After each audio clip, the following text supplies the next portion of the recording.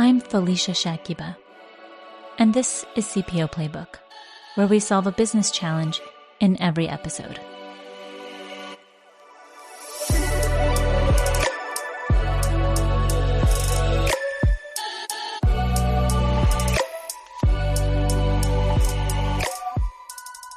Today, we're exploring one of the most pressing issues in national security, the shortage of cybersecurity talent in government agencies. With over 30,000 positions unfilled at the Department of Defense alone and cyber threats escalating globally, the stakes are incredibly high. As private companies lure talent with competitive pay and agile hiring processes, government agencies are left struggling with outdated compensation modules and lengthy hiring timelines. To give us the full picture, Katie Roberts, founder and CEO of RPR Strategies, is here to break down the challenges and potential solutions. Katie has deep experience in both public and private sector HR, and her insights are exactly what we need to understand this complex issue. Katie, it's great to see you again. I know we've worked together in the past, and I couldn't have asked for a better guest. Oh, well, Felicia, thank you so much for having me. It's exciting to be here, and I really appreciate what you're doing with the playbook and this conversation because it's pivotal. It's so important. So thank you. Yes, my pleasure. Can you share some background info? How did we get here? How did the public sector end up facing such a critical talent gap in cybersecurity? And yeah, what's your take on that? Thank you, Felicia, because that question is so important. Let me take a step back. The reality of what we're dealing with is the world has a gap, and that means 4 million people with cybersecurity skills are needed, and we don't have them. That's huge, and that's actually from the Center of Cybersecurity with the World Economic Forum. And with that, it's really scary, but last year alone, 90% of organizations had some sort of breach. So what we're dealing with is a global challenge. And so what does that mean for us here in the United States? What that means is we have to come together, whether it's the private sector or the government, to understand that we are ill-equipped right now in terms of what the future workforce needs to look like. And that means that it begins with what are our kids learning in school? What are we looking at in terms of credentialing? And what is the wave of the future?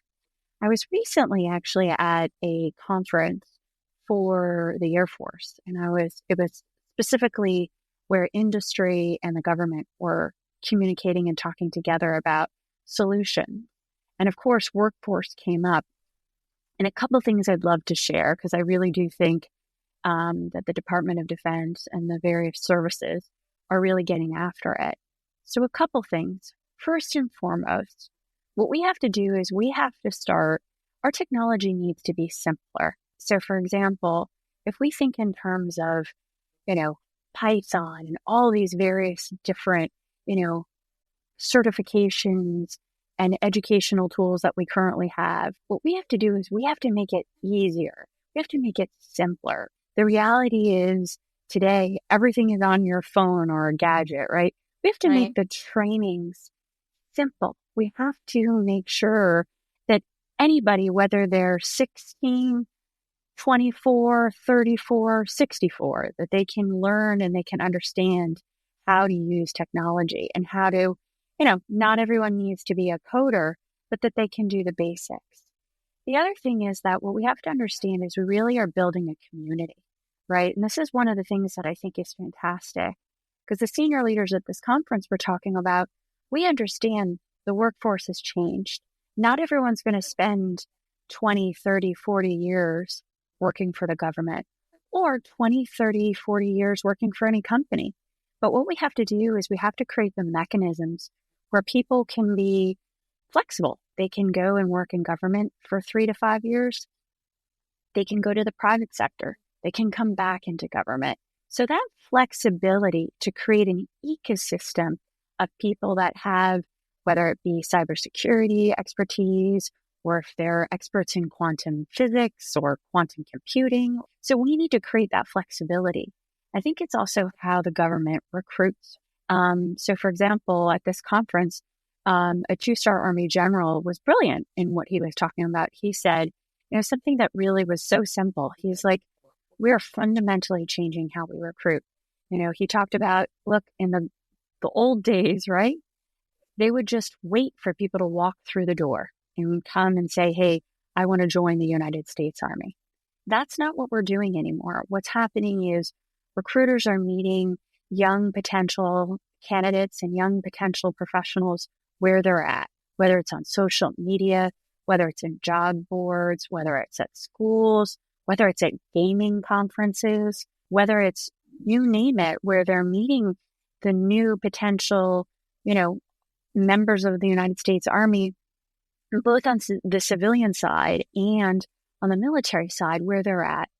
There's also the fact that the reality is that the federal government can provide some really interesting opportunities, especially, one opportunity, for example, is when you're a young professional come into the federal government. One of the added bonuses, right, is that you get exposure to some pretty amazing opportunities of what you're doing with your country. But the reality is you also have the opportunity to potentially get what's called a security, right? Which is a very valuable thing to have professionally. And so with that, right, with that security clearance, somebody maybe, freshly out of college can go ahead and get that security clearance and work a couple of years with the private company. And then with the government, and then they decide a couple of years to go to a private company. That opportunity for them in terms of upward mobility is huge. And the last thing that actually, for example, is a tool that I think has been really effective, especially within the Department of Defense, is for more established federal government employees. Maybe they are 10 or 15 years into their career, and they're kind of thinking about, do I want to stay or do I want to potentially go? There's this great mechanism where, for example, if there's a relocation opportunity where they can relocate to be, a more senior manager, or maybe even for a more senior level, so maybe they become a senior executive service level, there's an opportunity for them to get a prepaid relocation expense covered. So for 4 pay periods, they can get the expense of that move covered, right? So they can move their family, they can move for that job. So those are some of the things that I think are exciting that are happening. And I do think that one of the things that as we move forward is if we think about that number, that 4 million, it's a huge number, right? That is not anything take lightly. I think if what we collectively, both the private sector and the government, think about is if we think about how do we look at getting after that, not in terms of today, but of tomorrow, and the things that we can do today to educate our children, change our institutions, I think that's an opportunity where we can create programs and we can create pathways. We'll be right back. Hey, it's Bob Pulver, host to podcast. Human-centric AI, AI-driven transformation, hiring for skills and potential, dynamic workforce ecosystems, responsible innovation. These are some of the themes my expert guests and I chat about, and we certainly geek out on the details. Nothing too technical. I hope you check it out. Back to the show. Yeah, I mean, there's a lot that you've shared so far. I mean, there's a lot that the government should be doing, could be doing at the moment. You've worked with both public and private sectors, and you've seen the contrast firsthand. So how does the public sector compensation compare with the private sector, particularly in the critical roles like cybersecurity? Yeah. So traditionally, what you will see is compensation. For example, there is not in the private sector, right? You will have base pay. You will have various different bonus structures. You'll have compensation that could deal with RSUs, right? There could be extensive benefits, whether it be things like gym memberships or other ancillary costs of living that are covered. The federal government doesn't necessarily have all those mechanisms, right? So traditionally, you will have a lower base pay. There are incentives for specific bonuses. They work a little bit different. You aren't getting RSUs, and there aren't necessarily as many, shall we say, perk benefits, in terms of gyms or any other ancillary discounts to, refrigerators or washing machines. There's no high-end gyms in the government sector? I don't know. Maybe Elon will bring them in. You'll see for those high performers. I will say, though, having worked in the Pentagon has a great gym and a great pool. Oh, well, there you go. Okay. So we know the truth. We know the truth now. But not everybody, right?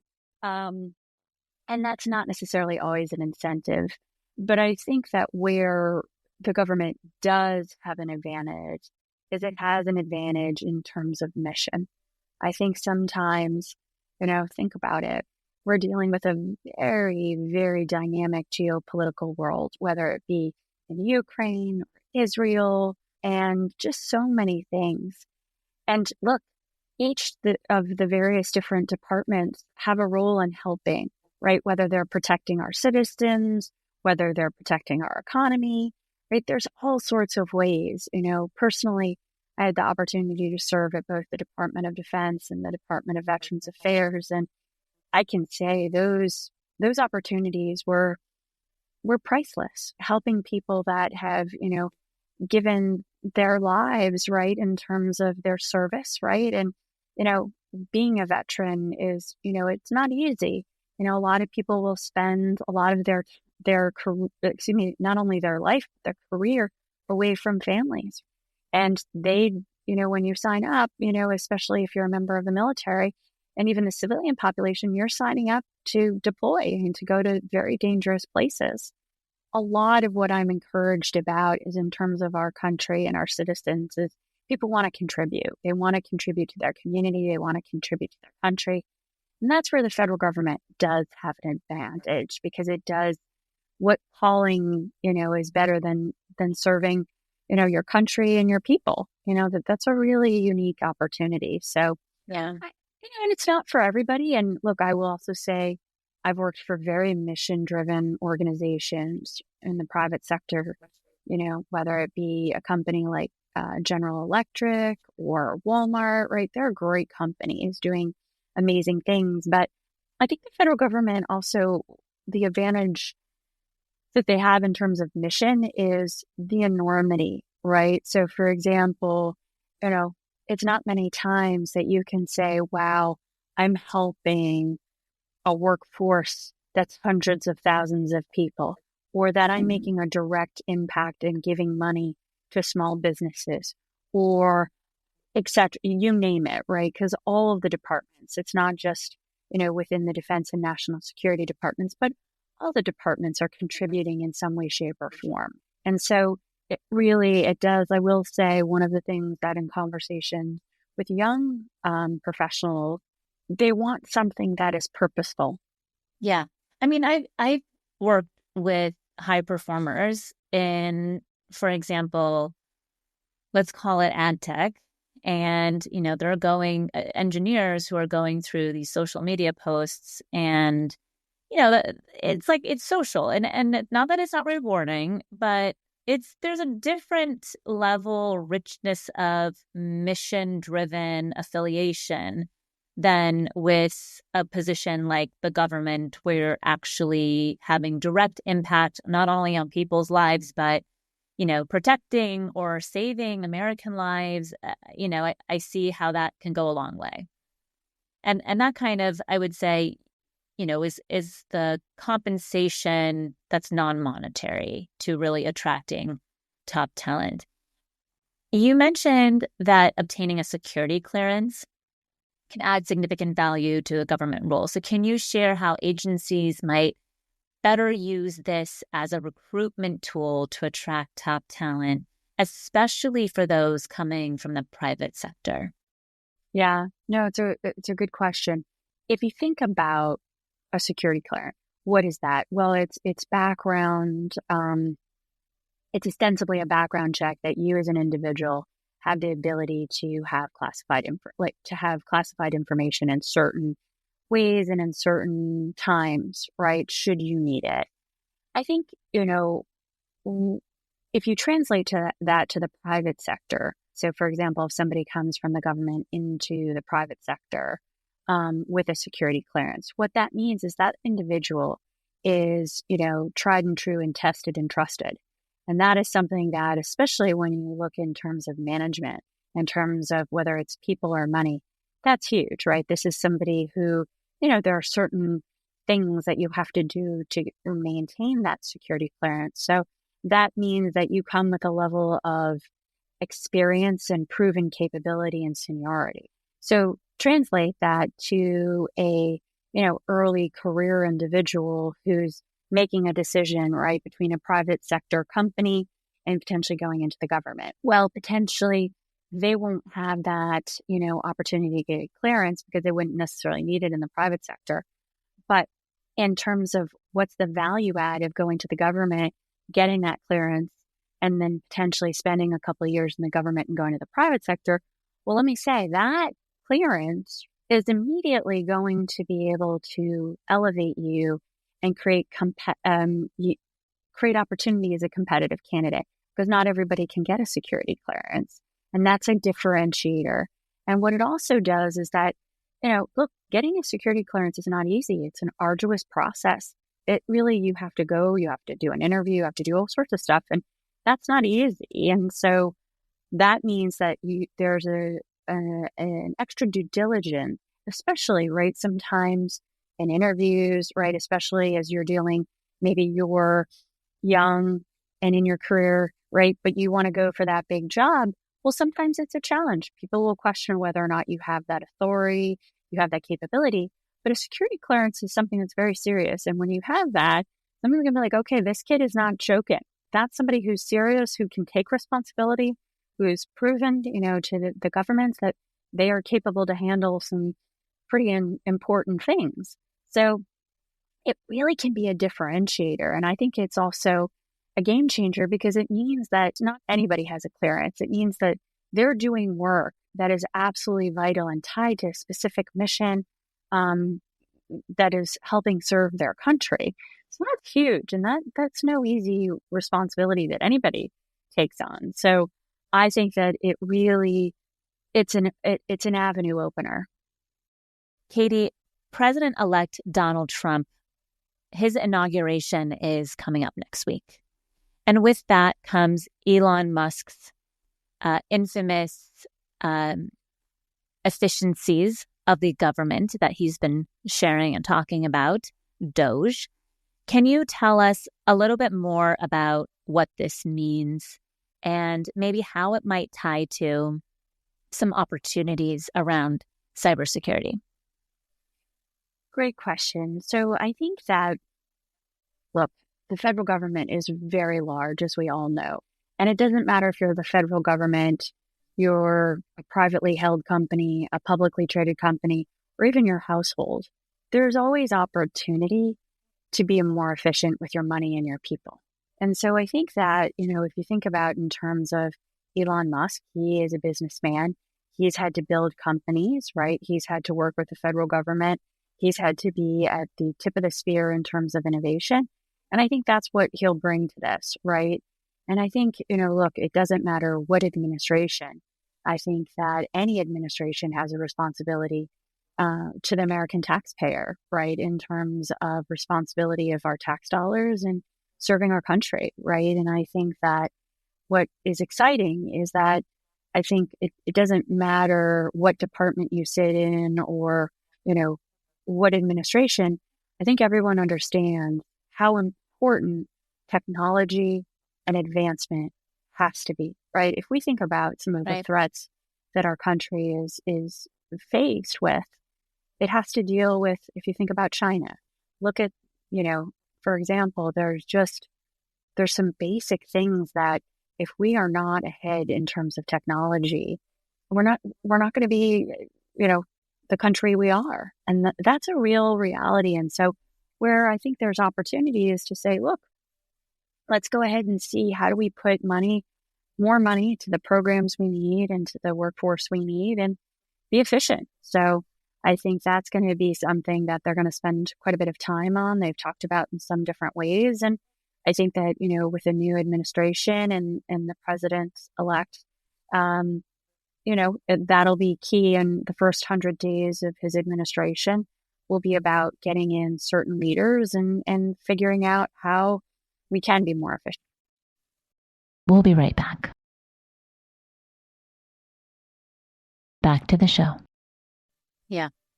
And I think that with those efficiencies, I wonder if there will still be 30,000 opportunities available or less, or, how those structures or job architecture might change, within certain departments.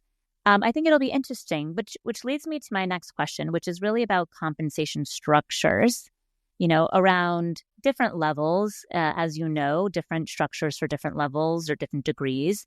Given the urgency of recruiting and retaining cybersecurity experts, what modernized strategies could government agencies really adopt to improve retention, especially in these critical areas? Yeah. So I think where I have seen progress, right, and where I think we need to lean in more is where there's actual partnerships that are public-private, meaning there's actual programs and incentives for individuals to come in and out, to be more flexible in terms of the very specific, in some cases, to obtain a senior level government position, it's a arduous process and it's a very extensive, you have to very specific resume and all of these very specific things that really make it difficult. And what's happening is they're starting to peel back all those various specific requirements and create mechanisms to get people in faster and quicker. And also, one of the things that, again, maybe there won't necessarily be an increase in base pay, but for example, there's great opportunity, at least within DoD, where basically $60,000 of student loan debt can be forgiven, right? And that's a huge incentive, right? In terms of, right, that's significant. So I also think that thinking about opportunities of where there are incentives in terms of posts, right? If you think about the Department of State, we've got I think it's about 300 embassies. How amazing is that to serve your country in all sorts of wonderful places in this world? And so if you think about that, I think the more we educate our people about the opportunities in the federal government and that we talk about what the federal government does. I was recently actually at a conference in the state of Arkansas. It was really impressive. The AG there, he was hosting it with an organization called Forge, the Forge Institute. And it was wonderful. They had the Attorney General had a discussion with Janet Easterly, who is the current director of the Department of Homeland Security, CISA, and she'll be leaving. But they were talking about the difference between what are states' responsibilities and what are federal government responsibilities and what are private sector responsibilities. And one of the things that I really appreciate was the Attorney General spent a lot of time talking about the need, right? He was talking specifically again about the state of Arkansas and the needs in Arkansas. And he talked to his folks and his citizens, right? His constituency about the fact that he described where there would be gaps in what he needed in his state if the federal government wasn't there, and talked about how he wouldn't be positioned to be able to protect, his constituents, his companies, his state without the help of the federal government. And it was a really great dialogue that the two had about who has what roles and how to leverage that. So I think that through those type of partnerships and through those type of opportunities to not only educate, but also create community, that we're going to see that gap close. And we're going to continue to see people lean in and and get scrappy and figure out, how do we get after this? Yeah. And it's interesting because you have such a thick background in defense contracting. You have these unique insights into what's working in the private sector. What lessons could government agencies take from private companies in their approach to hiring and really maintaining and retaining top talent? I think one of the things is that in today's world, people are incentivized differently. And yes, do you have to be paid a great base salary? Do you have to have? Yes. But there are other differentiators that I think one of the things that is most important to people, right? If we all learned anything from COVID, is in terms of our day-to-day satisfaction. We now value that in a way that I think is a bit different. I think we understand how we want to work, how we want to spend our time, fundamentally has changed. And I think if what we can do is we focus on that day-to-day job satisfaction and that day-to-day interaction and the value of that, that's huge. And I think that's where, for example, especially at least from, the experience that we've both had in the private sector, there are a lot more levers that you can pull and you can do things. And this may seem small and this may seem petty, but the little things, for example, when Felicia, you and I worked at WPP, we made sure during COVID, people had all sorts of things, whether it was we delivered, things like food, or we helped, organize pods for kids. That impacted people's lives. And one of the things, I sat in New York City, right, when this happened. Guess what was one of the most important things that we did? That it wasn't that expensive, but it was that valuable. It was that we gave people free city bike access. We gave them that, and we gave them food discounts, and we created all these little mechanisms. And yes, did it cost the company something? But it wasn't huge. But it was that we were making a day in and day out impact. Well, the value, right, to the employees was bigger than the financial expense for the business, right? And so that's, I think, where you kind of look for those return on investments, and how they're going to really show up. I mean, I know many companies who moved remote or to hybrid, and those tweaks really changed people's lives. And if we can do that and really, and that doesn't have to necessarily look the same way to different companies, right? That looks a little bit different to different companies depending on the culture and the leadership. I mean, I think also just access to leadership is also a big return on investment, right? I mean, even just having leaders more visible, or that like random coffee meeting, virtual meeting, right? All of those pieces. But I've seen very creative ways of enhancing the day-to-day lives of employees where the incentives are myriad and not just, your base salary. And, to your point, one thing that I've seen that both the government does and the private sector does, which I would encourage more to do, right, is where I remember when I was at General Electric, I had an opportunity to do what was called a bubble assignment, where for 2 weeks I was based in Schenectady, New York, working in the GE Power division, loved my job. And I had an opportunity for 2 weeks to go to DC and work with our public affairs team and to learn, what our government relations team was. And it was fabulous. It was just amazing because it helped me expand my knowledge in terms of what the company was doing. It expanded my network in terms of the company itself and learning the people in the DC office. And it was just a fantastic event. It was just a fantastic motivation tool. And it was great because my boss, selected me for it. And then I worked with great people. And the government does that too in terms of short-term assignments, especially where potentially someone is, a high flyer, regardless of age, but they're doing great work and they have an opportunity to potentially go do a short-term assignment, right? Whether it be abroad or whether it be within a different office.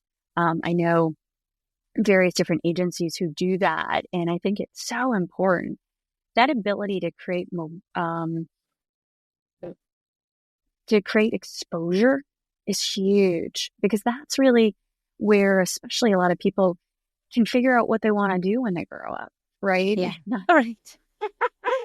Exactly. Get in with your strengths and live that line, right?